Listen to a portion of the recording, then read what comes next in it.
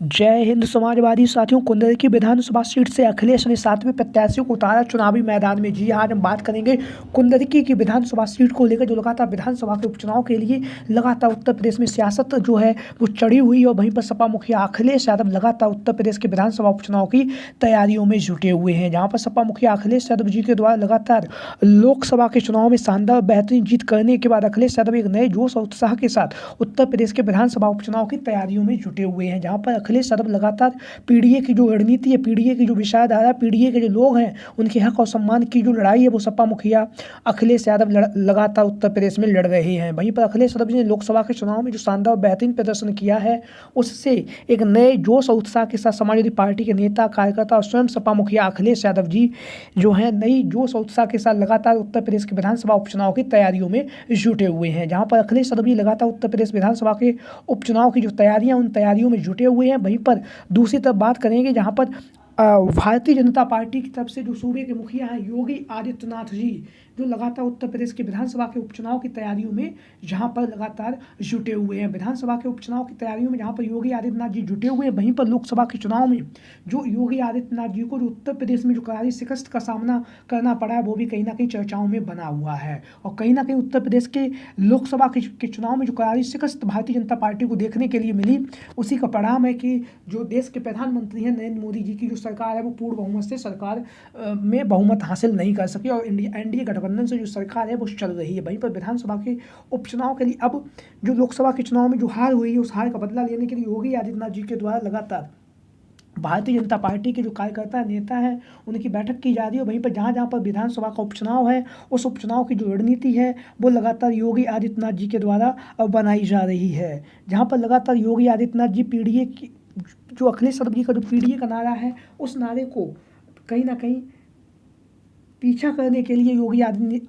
आदित्यनाथ जी के द्वारा लगातार जो है संपर्क है वो किया जा रहा है। और लगातार योगी आदित्यनाथ विधानसभा उपचुनाव की तैयारियों में जुटे हुए हैं, जहां पर विधानसभा उपचुनाव में योगी आदित्यनाथ जी जुटे हुए हैं। वहीं पर अभी तक भारतीय जनता पार्टी की तरफ से अभी तक विधानसभा उपचुनाव के लिए प्रत्याशियों के जो नाम का ऐलान है वो नहीं हो सका, लेकिन इसी में सपा मुखिया अखिलेश यादव जी के द्वारा विधानसभा उपचुनाव के लिए 6 विधानसभा सीटों पर सपा प्रत्याशियों के जो नाम का जो ऐलान है वो हो चुका है, जहाँ पर अखिलेश यादव जी ने 6 विधानसभा सीटों पर समाजवादी पार्टी के प्रत्याशियों का ऐलान किया है। वहीं पर अखिलेश यादव जी के द्वारा विधानसभा के उपचुनाव के लिए जो पीडीए का नारा है, पिछड़ा, दलित, अल्पसंख्यक और आदि आबादी के जो लोग हैं उन सभी का जो विशेष ध्यान है वो अखिलेश यादव जी के द्वारा रखा गया है। और सभी का ध्यान रखते हुए अखिलेश यादव जी ने विधानसभा के उपचुनाव में उत्तर प्रदेश में जहाँ पर 6 विधानसभा सीटों पर प्रत्याशी उतार दिए हैं पूर्वांचल में। वहीं पर पश्चिमी उत्तर प्रदेश की जो सीटें हैं 4 वो अभी खाली हैं, और जहाँ पर 4 सीटें खाली हैं उन 4 सीटों में जो रणनीति है इंडिया गठबंधन के साथ अखिलेश यादव जी चुनावी मैदान में उतरने जा रहे हैं यूपी विधानसभा उपचुनाव में। वहीं पर पश्चिमी उत्तर प्रदेश में जो जानकारी दे रहे हैं वो ये है, अलीगढ़ की जो खैर की विधानसभा सीट है और गाजियाबाद की विधानसभा सीट है, 2 विधानसभा सीटें अखिलेश यादव जी कांग्रेस पार्टी को लड़ने के लिए विधानसभा के उपचुनाव में दे सकते हैं। वहीं पर बची हुई जो 8 सीटों पर जो है अखिलेश यादव जी अपने प्रत्याशियों को चुनावी मैदान में उतारने जा रहे हैं। अगर हम बात करें तो इन 8 सीटों पर अगर अखिलेश यादव अपने प्रत्याशियों को चुनावी मैदान में उतारते हैं तो कहीं ना कहीं 5 सीटें ऐसी हैं जहां पर सपा के विधायक ही के कब्जों में थी, तो कहीं ना कहीं अखिलेश यादव जी के ऊपर जो प्रेशर है वो भी साफ तौर से दिखाई दे रहा है। कम से कम विधानसभा के उपचुनाव में 5 सीटें तो बरकरार रखनी ही है जीत कर, वहीं पर 1-2 सीट बढ़ जाएगी तो उससे अखिलेश यादव जी का जो जोश है, उत्साह है वो कहीं ना कहीं उत्तर प्रदेश के विधानसभा का चुनाव जो 2027 में होगा इसके बाद उसके लिए बढ़ा हुआ दिखाई देगा। तो वहीं पर बात करेंगे कुंदरकी की विधानसभा सीट को लेकर, जहाँ पर 7वें प्रत्याशी के नाम के तौर पर जो है जैसा कि आप लोग देखें मोहम्मद रिजवान का जो टिकट है वो तय कर दिया गया है। लगातार जहाँ पर मोहम्मद रिजवान जनसंपर्क कर रहे थे, लगातार लोगों के बीच में, जनता के बीच में पहुंच रहे थे, लगातार लोगों के बीच में पहुंचकर लगातार समाजवादी पार्टी का जो प्रचार प्रसार है वो मोहम्मद रिजवान के द्वारा किया जा रहा था। मोहम्मद रिजवान समाजवादी पार्टी के संभावित दावेदार के रूप में लगातार जो है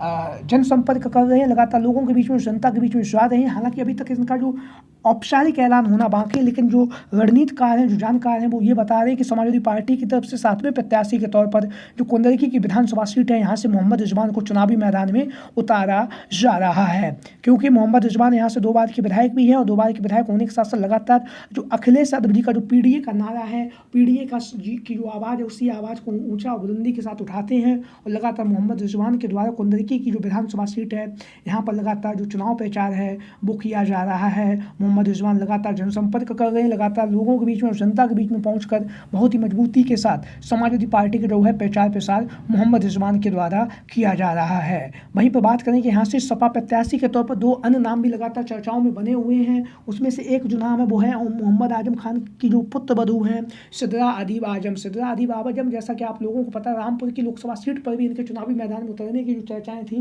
वो काफ़ी तेज़ी के साथ चल रही थी, लेकिन अंतिम समय पर जो है वहाँ से अखिलेश यादव जी के द्वारा जो है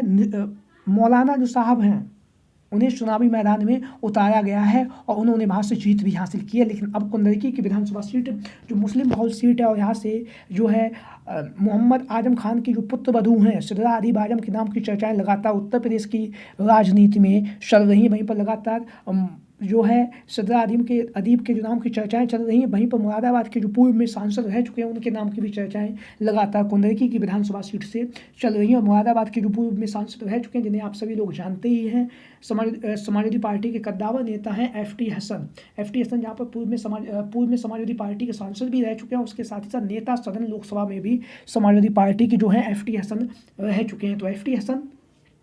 का नाम भी कुंदरकी की विधानसभा सीट से सपा के प्रत्याशी के तौर पर लगातार चर्चाओं में बना हुआ है और लगातार जो है जनसंपर्क किया जा रहा है। वहीं पर हम बात करें तो कुंदरकी की विधानसभा सीट से जो जानकार लोग अपनी जानकारी दे रहे हैं वो यहाँ से जो है मोहम्मद रिजवान का जो टिकट है वो तय हो चुका है। मोहम्मद रिजवान के जो टिकट का तय होने के साथ साथ मोहम्मद रिजवान लगातार धुआंधार तरीके से चुनाव प्रचार कर रहे हैं और लगातार लोगों के बीच में और जनता के बीच में पहुंचकर लगातार जो है समाजवादी पार्टी का प्रचार प्रसार जो है मोहम्मद रिजवान के द्वारा किया जा रहा है। मोहम्मद रिजवान मजबूती के साथ कुंदरकी की विधानसभा सीट से सपा प्रत्याशी के तौर पर चुनावी मैदान में उतर चुके हैं।